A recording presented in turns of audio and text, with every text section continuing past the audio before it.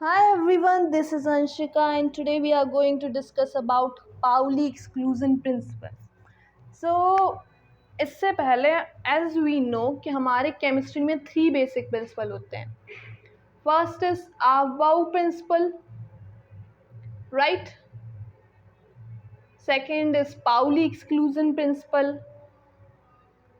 One second. Pauli exclusion principle. Exclusion मेरे को लगता है स्पेलिंग गलत हो गई. देर इज एस, इसे करेक्ट कर लीजिएगा. ठीक है, स्पेलिंग पे ज़्यादा मत जाइएगा. ठीक है, थोड़ी बहुत गलती होती रहती है. Pauli exclusion principle and third है हुन प्रिंसिपल. राइट, ये हमारे केमिस्ट्री के 3 बेसिक प्रिंसिपल हैं जिनमें से हमने अबाउ प्रिंसिपल डिस्कस कर लिया है. And today we are going to discuss about Pauli exclusion principle which is really good principle. And अपनी हुन प्रिंसिपल जो आपका थर्ड बेसिक प्रिंसिपल है, इसको हम डिस्कस करेंगे अपनी नेक्स्ट वीडियो में. Right, so without wasting time let's begin our Pauli exclusion principle. तो देखो, पाउली एक्सक्लूजन प्रिंसिपल को स्टार्ट करने से पहले हम इसका स्टेटमेंट देख लेते हैं कि भाई एक्चुअल में कह क्या रहे हो पाउली एक्सक्लूजन प्रिंसिपल के बारे में. So give me just a second. So here's the statement. No two electrons within the same atom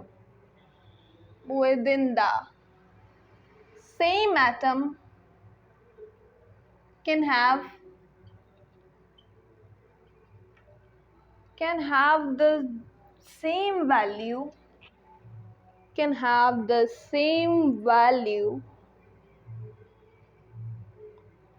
for all quantum numbers. Right, quantum number. देखिए, यहाँ जो सेम का टर्म आ रहा है, दिस इज रियली इम्पॉर्टेंट. तो जरा स्टेटमेंट को पढ़ लेते हैं भाई, क्या रहे हो. तो ये कह रहा है no two electron. First MCQ बन गया कि पाउली एक्सक्लूजन प्रिंसिपल किसके बारे में बात कर रहा है. मैम इलेक्ट्रॉन के बारे में बता रहा है. ठीक है, ये एमसीक्यू पूछा जा सकता है. राइट, चलिए आगे बढ़ते हैं. No two electron within the same atom. अब इसने मैम कहा कि एक ही एटम के कोई 2 इलेक्ट्रॉन,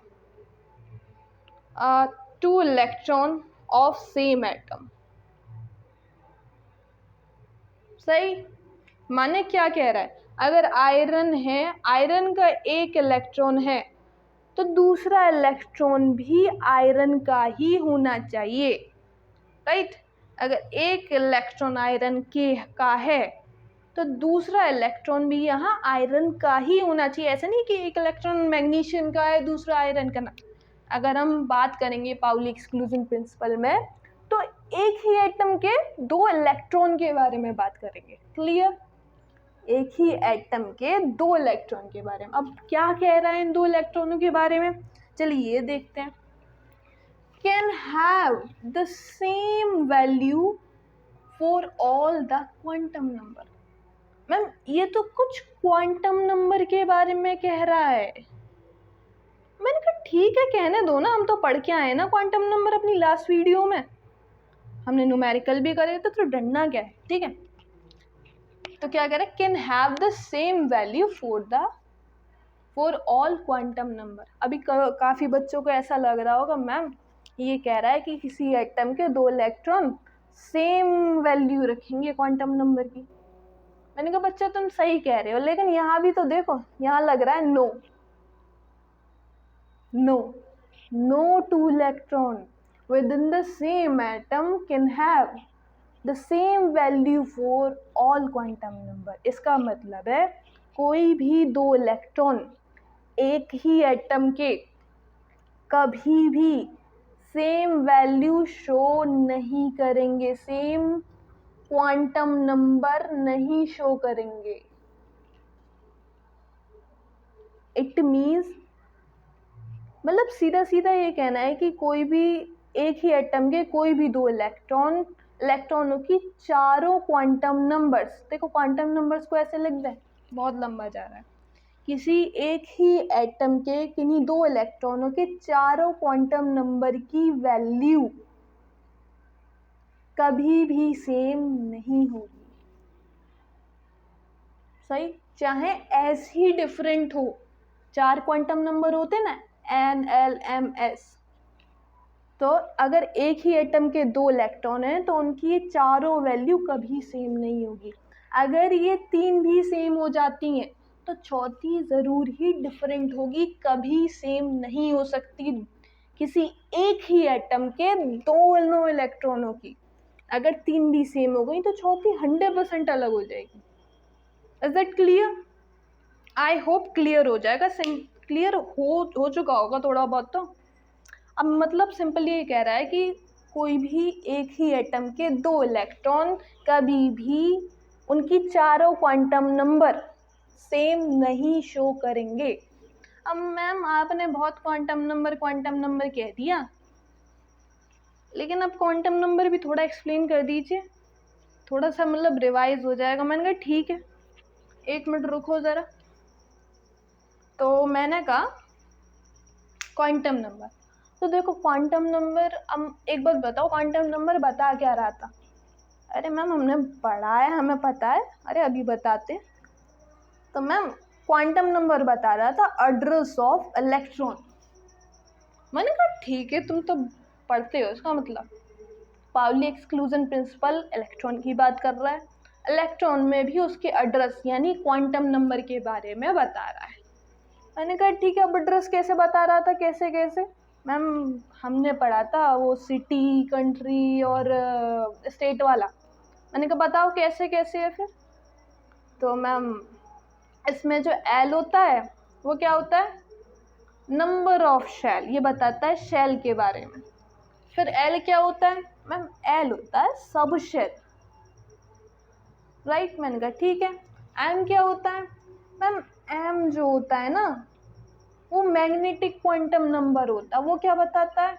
मैम वो बताता है हमारे ऑर्बिटल के बारे में। और एस बताता है मैम स्पिन के बारे में। सही। अगर आपको ये टर्म्स क्लियर नहीं है then you must watch my quantum number video. आपको क्वांटम नंबर में पहले ही टर्म पता होने चाहिए, तभी बहुत अच्छे से क्लियर हो जाएगा। तो यहाँ तो हम generally Pauli exclusion principle discuss कर रहे हैं, तो इसके बारे में इतना बहुत है कि एन शेल के बारे में बता रहा है, l subshell, m orbital और एस स्पिन। मैंने कहा ठीक है, क्वांटम नंबर तो हो गया। अब चलो ये देखते हैं कि मतलब क्या कह रहा है कि चारों क्वांटम नंबर सेम नहीं हो सकते। अब क्या एक ही तो एटम के हैं, दो इलेक्ट्रॉन सेम क्यों नहीं हो सकते? मैं और मेरा भाई एक जगह रहता है तो हमारा तो एड्रेस सेम है ना, एक घर में रहते हैं मैम, हमारा तो एड्रेस सेम है, हमारा तो डिफरेंट नहीं है, तो इन इलेक्ट्रॉनों का कैसे? मैंने कहा कोई नहीं, चलो एक एग्जाम्पल लेते हैं। सही, पहले तो हम एक एग्जाम्पल ले लें आयरन, मतलब आयरन का नहीं, पहले एक सिंपल लेते हैं एस ऑर्बिटल। सही, और बस इसने हमें बता दिया है कि ये कोई 2s ऑर्बिटल है। मैंने कहा ठीक है, ऐसा करो, इन दोनों इलेक्ट्रॉनों के, इलेक्ट्रॉन नंबर 1 और इलेक्ट्रॉन नंबर 2, इन दोनों के ज़रा मुझे क्वांटम नंबर बता दो। तो मैंने कहा ठीक है, this is for electron, first electron, this is for, अरे थोड़ा ढंग से लिखते हैं, फर्स्ट इलेक्ट्रॉन।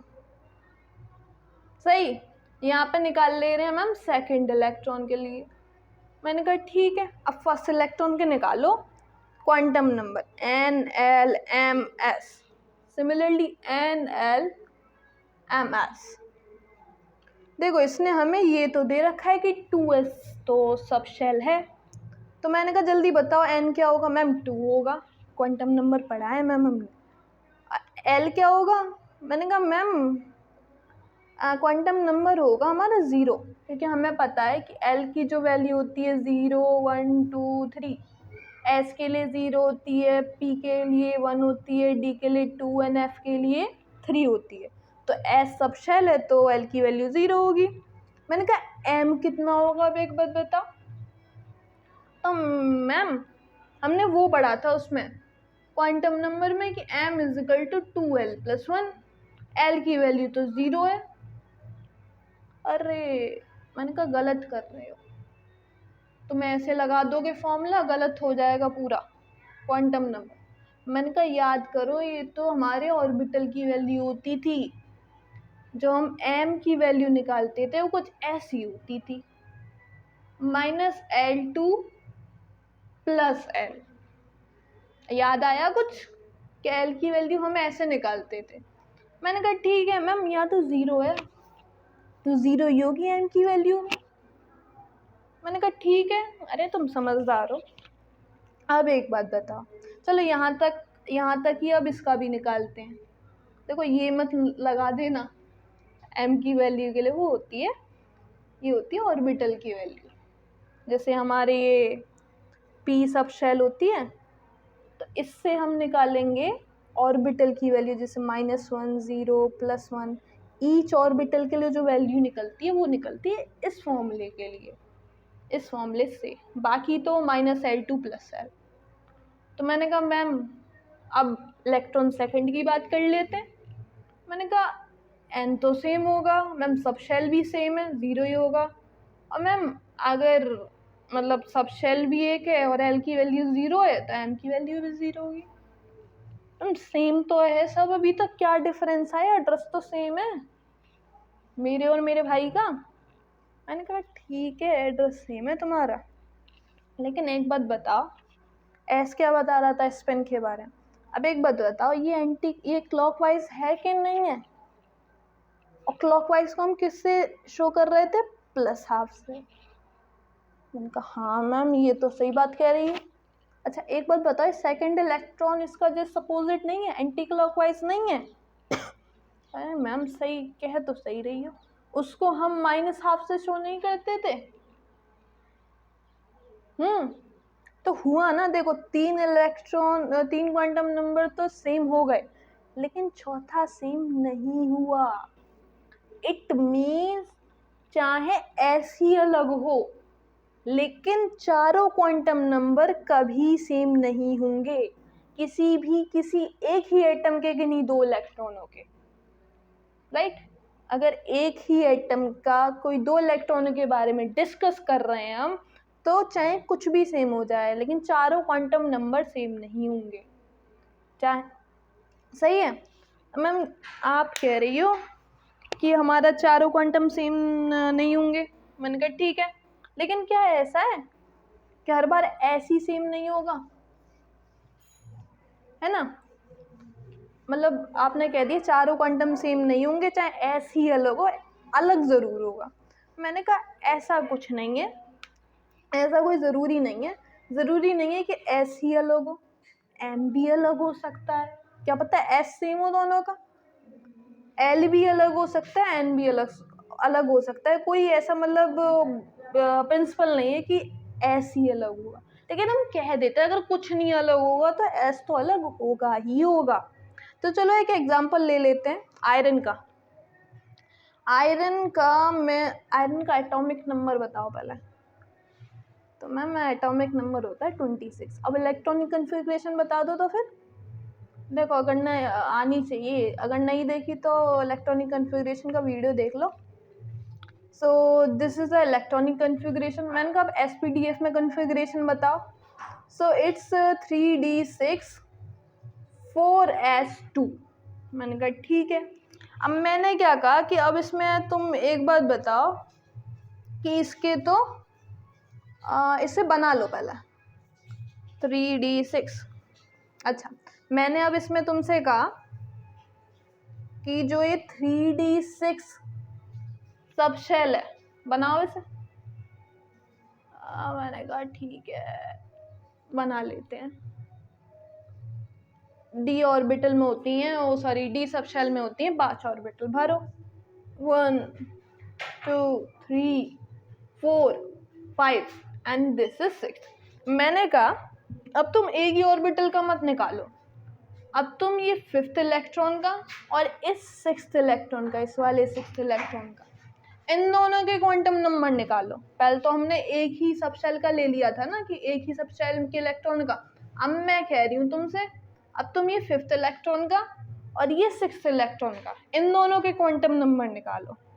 चलो निकालो, इधर 6 इलेक्ट्रॉन वाला, इधर करते हैं 5th इलेक्ट्रॉन वाला। अब इसे लिख लेना, तुम जैसे लिखो मैं ऐसे लिख दे रही हूँ, NLMS, NLM। अभी वो वाली मिथ देखो, अभी इसका वो करेंगे खंडन टाइप कि एस ही डिफरेंट होगा, नहीं, कोई भी डिफरेंट हो सकता है, कोई ज़रूरी नहीं है कि एस ही डिफरेंट हो। तो चलो ओके, मुझे लग रहा है इसमें खंडन वंडन कुछ नहीं होने वाला। अच्छा ये देखो, हमारे पास शेल कौन सी है, 3rd। एल की वैल्यू क्या होगी, अभी देखा था 2। एम की वैल्यू क्या होगी, मैंने कहा मैम अभी तो आपने बताया था -L से +L होगी। मैंने कहा ठीक है, L की वैल्यू कितनी है 2, मतलब -2 से +2 होगी।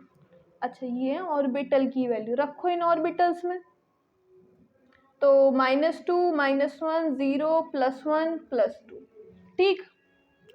अब हम 6th इलेक्ट्रॉन की बात कर रहे हैं, तो 6th इलेक्ट्रॉन का ऑर्बिटल नंबर क्या है, -2। अब या तो ये -2 हो सकता है या +2 हो सकता है।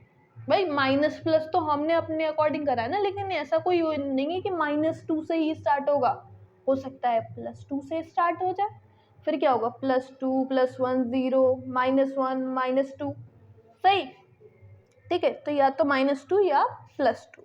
अब एस की वैल्यू बता दो, मैंने कहा मैम ये नीचे की तरफ है तो एंटी क्लॉकवाइज होगा, सही। अब 5th इलेक्ट्रॉन के लिए करो मैम, सेम होगा, एन की वैल्यू शेल है 3rd, डी की वैल्यू 2 है, एल की वैल्यू, अब एल की वैल्यू, मैंने कहा एल की वैल्यू भी मैम -2 होगी या +2 होगी, सही, या तो -2 या तो +2। लेकिन मुझे यहाँ एक बात बताओ, अभी हम कह रहे थे ना खंडन करेंगे अभी, एक बात बताओ, अगर यहाँ -2 है तो यहाँ पे ही 5th इलेक्ट्रॉन है, तो यहाँ +2 है कि नहीं है, +2 है ना, मतलब अगर यहाँ -2 है तो यहाँ +2 होगा। अगर हम यहाँ +2 से स्टार्ट कर रहे हैं तो यहाँ ऑर्बिटल की वैल्यू 100% -2 होगी, ठीक है। मतलब अगर हम -2 मान रहे हैं तो यहाँ +2 होगा, अगर हम +2 मान रहे हैं तो -2, एग्जैक्टली अगर हम लिखेंगे तो डिफरेंट होंगी एम की वैल्यूज, तो एम अलग हो गया एक। अब मैंने कहा चलो स्पिन देख लो, मैम यहाँ तो क्लॉकवाइज भरा हुआ है, मतलब +12, ठीक है। तो हो गया खंडन, एक तो एम अलग निकल गया, एक एस अलग निकल गया, ज़रूरी नहीं कि एस ही अलग रहेगा, वो है कि कुछ नहीं तो यही सही। So this is something about our Pauli exclusion principle. Hope you will enjoyed it. And okay, let's meet on our next video.